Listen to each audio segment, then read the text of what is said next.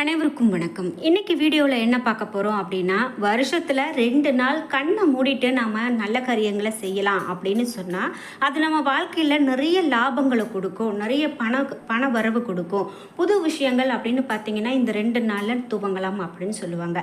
அதில் ஒன்று விஜயதசமி, இன்னொன்று தான் அட்சய திருதியை. இந்த அட்சய திருதியை தான் நாம் இப்போ பார்க்க இருக்கிறோம். பொதுவாகவே இந்த அட்சய திருதியை நாளில் நம்ம தொடங்கக்கூடிய ஒரு செயலானது அபரிவிதமான வளர்ச்சியை கொடுக்கும் அப்படின்னு சொல்லுவாங்க. குறிப்பாக இந்த 2025ஆம் ஆண்டுக்கான அட்சய திருதியை 30/4/2025 புதன்கிழமை வந்திருக்குங்க. இந்த நாளில் நம்ம கட்டாயமாக சில விஷயங்களை, சில பரிகாரங்களை செய்யணும் அப்படின்னு சொல்கிறாங்க. அது கண்டிப்பாக நம்ம வாழ்க்கையில் நல்ல மாற்றத்தை கொடுக்குங்க. ஒரு புனிதமான நாளாகவும் இந்த நாள் இருக்குது. குறிப்பாக இந்த அட்சய திருதியை அப்படின்னு பார்த்தீங்கன்னா நிறைய விஷயங்களை நமக்கு சொல்லிக் கொடுக்குது. அதாவது இந்த நாளில் நம்ம என்ன மாதிரியான பரிகாரங்களை செய்யணும், வீட்டில் என்ன மாதிரியான விஷயங்கள்லாம் செய்யக்கூடாது அப்படிங்கிற நிறைய விஷயங்களை சொல்கிறாங்க. அவையெல்லாம் என்ன அப்படிங்கிறத நம்ம பார்க்க போகிறோம். வீடியோ கண்டிப்பாக உங்களுக்கு பயனுள்ளதாக இருக்கும். கடைசி வரைக்கும் ஸ்கிப் பண்ணாமல் முழுசாக பாருங்கள். குறிப்பாக அட்சய திருதி அன்னைக்கு நம்ம தங்கம் வாங்கலாமா வேண்டாமா, கல்லுப்பு ஏன் வாங்க சொல்கிறாங்க, கல்லுப்பில் அப்படி என்ன தான் இருக்குது அப்படிங்கிற எல்லா தகவலையும் இந்த வீடியோவில் பார்க்கலாம். வீடியோ பார்த்துட்டு இருக்கக்கூடிய நீங்கள் மகாலட்சுமி தாயை போற்றி என்ற வாசகத்தை கமெண்ட் பாக்ஸில் பதிவிட்டுட்டு வீடியோவை ஸ்கிப் பண்ணாமல் பாருங்கள். நீங்கள் இன்னும் உற்சாகம் டிவி சேனலை சப்ஸ்கிரைப் பண்ணாமல் இருந்தால் சப்ஸ்கிரைப் பண்ணிக்கோங்க. கூடவே இருக்க பெல் ஐகானை மறக்காமல் கிளிக் பண்ணிடுங்க. வாங்க வீடியோக்குள்ளே போகலாம். ஜோதிடத்தில் நிறைய விஷயங்கள் இருக்குங்க. ஒரு சிலருக்கு நம்ம என்னெல்லாம் பரிகாரங்களை மேற்கொள்ளக்கூடாது அப்படின்னு தெரியறதில்ல. அதனாலேயே அவருக்கு வாழ்க்கையில் நிறைய கஷ்டங்களை அனுபவிக்கிறாங்க.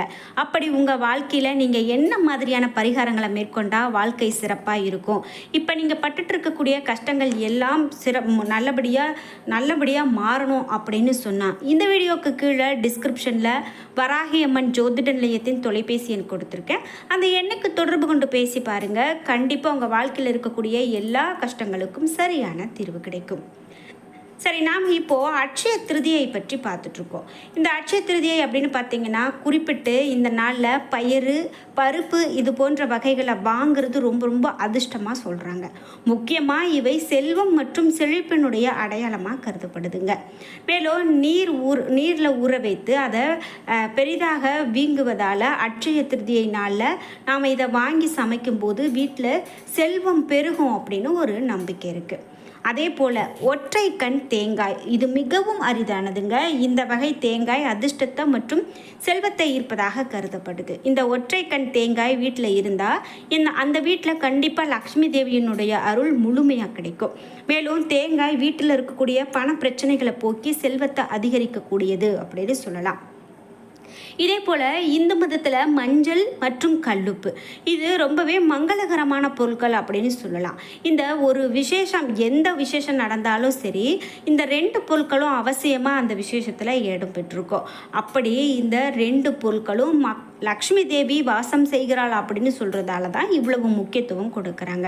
எனவே தங்கம் வாங்க முடியல அப்படின்னு சொல்கிறவங்க இந்த நாளில் மஞ்சள் மற்றும் கல்லுப்பு அட்சய திருதியை நாளில் வாங்கி நம்ம வீட்டில் வைக்கலாங்க. கண்டிப்பாக அது நமக்கு நல்லது தான் கொடுக்கும். நம்மளால் வாங்க முடியலையே அப்படின்னாலாம் நீங்கள் வருத்தப்பட வேண்டாம். தங்கமே தான் வாங்கணும் அப்படிங்கிற அவசியமும் கிடையாது. சங்கு லக்ஷ்மி தேவியினுடைய வடிவமாக கருதப்படுது. இப்படிப்பட்ட இந்த சங்கை அட்சய திருதியை நாளில் வீட்டில் வாங்கி வைத்தோம் அப்படின்னா வீட்டில் லக்ஷ்மி தேவி குடிபுகுவாள் அப்படின்னும், மேலும் லக்ஷ்மி தேவியின் அருளால் வீட்டில் செல்வம் பன்மடங்கு பெருகும் எனவும். எனவே தங்கம் வாங்க முடியாதவங்க இது போன்ற சங்கை வாங்கி வீட்டில் வச்சாங்க அப்படின்னா அது கண்டிப்பாக நல்லதுங்க.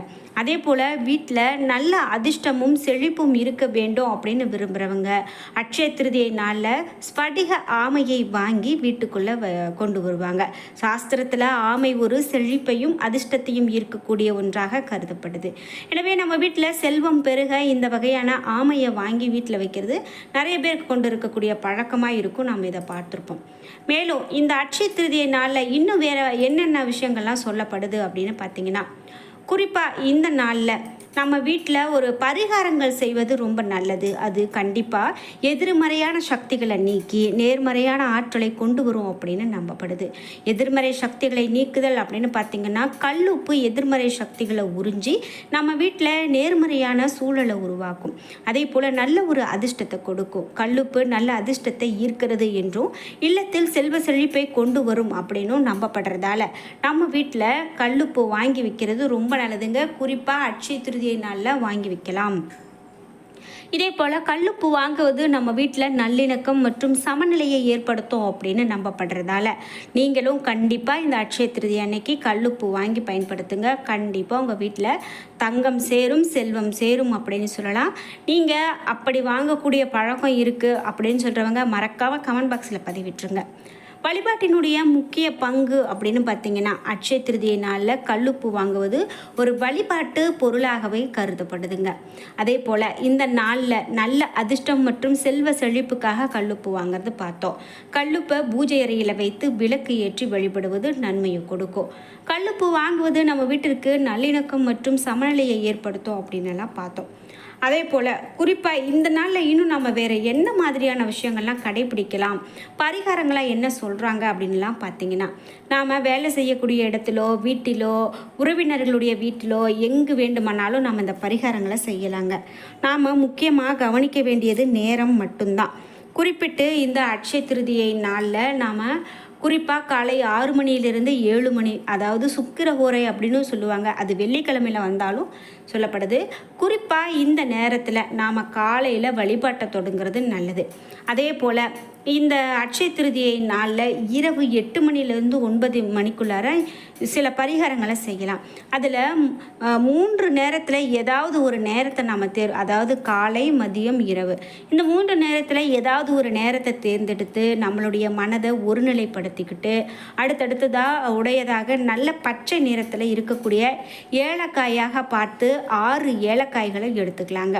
அடுத்ததாக சிகப்பு நிறத்தில் இருக்கக்கூடிய பேனா அல்லது ஸ்கெட்ச் இதெல்லாம் எடுத்து நாம் அதாவது ஏலக்காயிலும் முடிவிலி சின்னத்தை நம்ம போடுறது நல்லதுங்க. அதாவது முடிவிலி சின்னம் அப்படின்னு பார்க்கும்போது இன்ஃபினிட்டி அப்படின்னு சொல்லுவாங்க. இந்த சின்னத்தை அந்த ஏலக்காயில் போடலாம். 6 ஏலக்காயிலும் இப்படி வரைந்து விட்டு அதை ஒரு பேப்பரில் அப்படியே மடித்துட்டு நம்ம பணம் வைக்கக்கூடிய இடத்துல வைக்கலாங்க. அது கண்டிப்பாக ஒரு மாற்றத்தை ஏற்படுத்தும். வீட்டில் இல்லாமல் வெளியில் இருந்து இந்த பரிகாரத்தை செய்கிறவங்க தங்களுடைய பர்ஸில் எந்த ஏலக்காய்களை வைத்துக்கொள்ளலாம், எந்த ஏலக்காய்களை தொடர்ந்து 3 மாதம் அப்படியே நம்ம இருக்கிற மாதிரி வைத்துக்கொள்ளலாம் அப்படிங்கிறது சொல்கிறாங்க. இந்த நாளில் மேலும் நம்ம என்னெல்லாம் செய்யலாம் அப்படின்னு பார்த்தீங்கன்னா, அட்சய திருதி அன்னைக்கு கட்டாயமாக ஒருவர் செய்ய வேண்டிய விஷயந்தான் தானம். உங்களால் எந்த பொருளை வாங்கி இயலாதவங்களுக்கு கொடுக்க முடியுமோ அந்த பொருளை கண்டிப்பாக கொடுத்துடுங்க. அட்சய திருதி அன்னைக்கு நீங்கள் தானம் கொடுத்தீங்க அப்படின்னா கண்டிப்பாக இந்த வருடம் முழுவதும் நீங்கள் அடுத்தவர்களுக்கு கொடுக்கக்கூடிய இடத்துலையே இருப்பீங்க. அடுத்தவர்களிடம் கை நீட்டக்கூடிய அளவுக்கு உங்களுடைய நிலைமை போகாது. அதே போல் பழச்சாறு, பழங்கள், ஒரு வாரத்துக்கு தேவையான மளிகை பொருட்கள், செருப்பு, குடை இது போன்ற பொருட்களை வாங்கி இல்லாத ஒருவருக்கு நீங்கள் தானம் கொடுக்கலாம். வெயில் காலத்தில் நீர்மொரு கூட அட்சய திருதி அன்னைக்கு தானமாக கொடுக்கலாங்க. கரும்பு சாறு வாங்கி தானமாக கொடுக்கலாங்க. தேனில் ஊற வைத்த நெல்லிக்காய் வாங்கி தானமாக கொடுக்கலாங்க. இதே போல் தேனில் ஊற வைத்த நெல்லிக்காயை நீங்களும் சாப்பிடலாம். இந்த தானங்களை எல்லாம் செய்யும்போது உங்களுடைய வீட்டில் பொன் பொருள் தன தானிய சேர்க்கைகள் அதிகரித்து மென்மேலும் தானம் செய்யக்கூடிய வாய்ப்புகளையும் புண்ணியத்தையும் உங்களால் சேர்க்க முடியும் அப்படின்னும் இது முதல் விஷயமா சொல்கிறாங்க. ரெண்டாவது, அட்சய திருதி அன்னைக்கு புதுசாக சுபகாரியங்களை நீங்கள் துவங்கலாம். உங்களுக்கு எந்த விஷயங்களை புதுசாக இப்போது துவங்க வேண்டும் என்று நினைக்கிறீங்களோ அதை அட்சய திருதி அன்னைக்கு துவங்கலாம். புது தொழில் துவங்குவது, புதுசாக ஏதாவது ஒரு வேலை ஆரம்பிப்பது, இன்றைய நாளில் நீங்கள் செய்யக்கூடிய புது ஆரம்பம் அபரிவிதமான விருத்தியை கொடுக்கும் அப்படின்னு சொல்கிறாங்க. அதே போல் அபரிவிதமான உங்களுக்கு லாபத்தையும் கொடுக்குமா. புதுசாக இன்னையிலேருந்து நீங்கள் ஒரு மந்திரத்தை சொல்ல துவங்கலாம். புதுசாக இந்த நாளில் வாழ்க்கையில் முன்னேற ஒரு உறுதிமொழி மேற்கொள்ளலாம். இது போன்ற நல்ல விஷயங்கள்லாம் துவங்கும் போது கண்டிப்பாக அது தடைபடாமல் உங்களுக்கு நன்மையவே கொடுக்கும் அப்படின்னு நம்பி செய்யுங்க. அட்சய திருதி அன்னைக்கு வீட்டுக்கு தேவையான உபயோகம் இருக்கக்கூடிய பொருட்களை வாங்கலாம். இப்போது உங்களுடைய வீட்டில் என்னென்ன பொருட்கள் தேவையோ அதெல்லாம் வாங்கலாம். அதெல்லாம் கண்டிப்பாக நல்லது. என்ன நண்பர்களே, இன்றைக்கி வீடியோவில் அட்சய திருதி அன்னைக்கு கல்லுப்பை வைத்து நம்ம என்ன மாதிரியான வழிபாடுகள்லாம் செய்யணும், எந்த நாளில் என்னென்ன பொருட்கள்லாம் வாங்கணும் அப்படிங்கிற எல்லா தகவலையும் தெரிஞ்சுக்கிட்டோம். வீடியோ உங்களுக்கு கண்டிப்பாக பயனுள்ளதாகவும் பிடித்ததாகவும் இருந்திருக்கும். வீடியோ உங்களுக்கு பிடிச்சிருந்தால் லைக் பண்ணுங்கள், ஷேர் பண்ணுங்கள், கமெண்ட் பண்ணுங்கள். நீங்கள் இன்னும் உற்சாகம் டிவி சேனலை சப்ஸ்கிரைப் பண்ணாமல் இருந்தால் சப்ஸ்கிரைப் பண்ணிக்கோங்க. கூடவே இருக்க பெல் ஐக்கானை மறக்காமல் கிளிக் பண்ணிடுங்க. நன்றி வியூவர்ஸ்.